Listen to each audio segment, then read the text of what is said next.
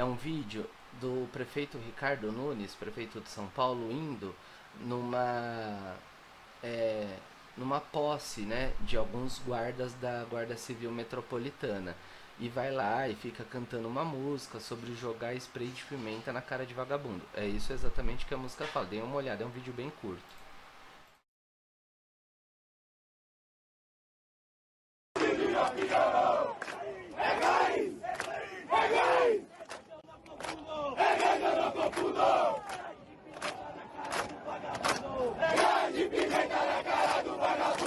Esquerda!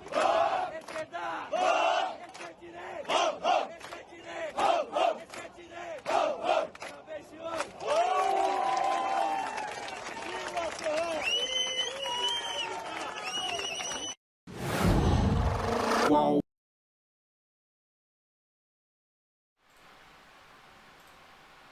Bom, o que a gente pode se perguntar assistindo esse vídeo?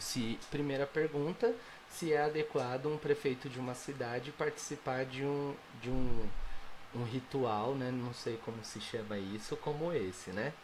Então, e a segunda pergunta, quem são os vagabundos que eles estão se referindo nessa música, né? Então, é algum comportamento que muitas pessoas não entenderam como apropriado, um papel social apropriado para um prefeito de uma cidade. A socialização ela também vai ser um processo de aprendizagem do comportamento de papéis. Bom, quando a gente fala de status, a gente vai falar de dois tipos. Primeiro, a gente tem o status atribuído. Né? O status atribuído ele é aquele que é designado não importando as qualidades ou os esforços do indivíduo, e é um status que é atribuído desde o nascimento.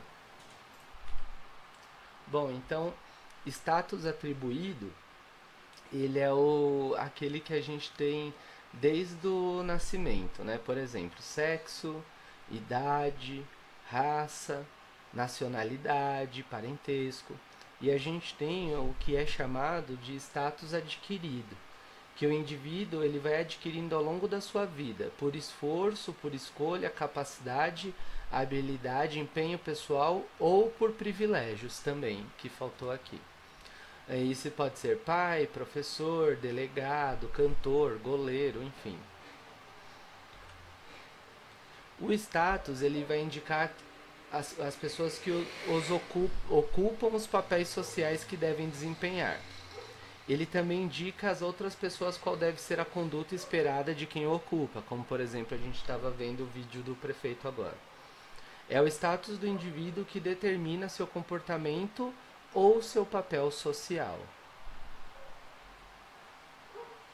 Não quer dizer, né, só voltando esse slide, não quer dizer que todas as pessoas vão realmente realizar esse comportamento que elas devem ter. Bom, um outro elemento que a gente tem é o que é chamado de controle social, que coloca que a convivência social ela só é possibilitada pela existência das regras de convivência, que são as normas sociais. Por exemplo, bom dia, boa tarde, boa noite e leis que existem dentro da sociedade. A regulamentação da vida social elas são as regras escritas, como eu disse agora, as leis, e as não escritas, que são os costumes. Então, por exemplo, lei de trânsito, né? E a gente tem também o fato de se alguém te dá bom dia na rua, você responde bom dia também, por exemplo. Aí já é um costume interiorizado. Controle social, né? Eles são baseados nos valores relacionados a cada sociedade em particular.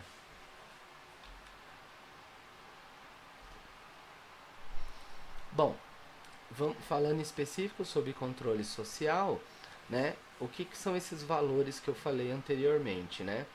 Os valores eles vão servir para impor os indivíduos como uma evidência e um absoluto, ou seja, algo que é inquestionável, né? Esses valores eles têm como objetivo orientar os pensamentos e os atos das pessoas dentro da sociedade. E eles transformam em normas e costumes, ou seja, eles vão assegurar a regulamentação da vida dos indivíduos. eles são chamados também e são entendidos como obrigações sociais. Bom, quando a gente fala de controle social, então, a gente entende que ele é formado por diversas técnicas, estratégias e esforços para regular o comportamento humano. Bom, falando então de sociedade e estrutura social, a estrutura social ele transforma um agrupamento de pessoas em grupos sociais, em uma população em sociedade. Ele vai dizendo que as interações sociais elas são a base da organização e da estrutura social. Elementos básicos de qualquer estrutura social: status, papéis sociais, grupos sociais e instituições sociais. E sociedade, a gente entende que elas são estruturadas desigualmente.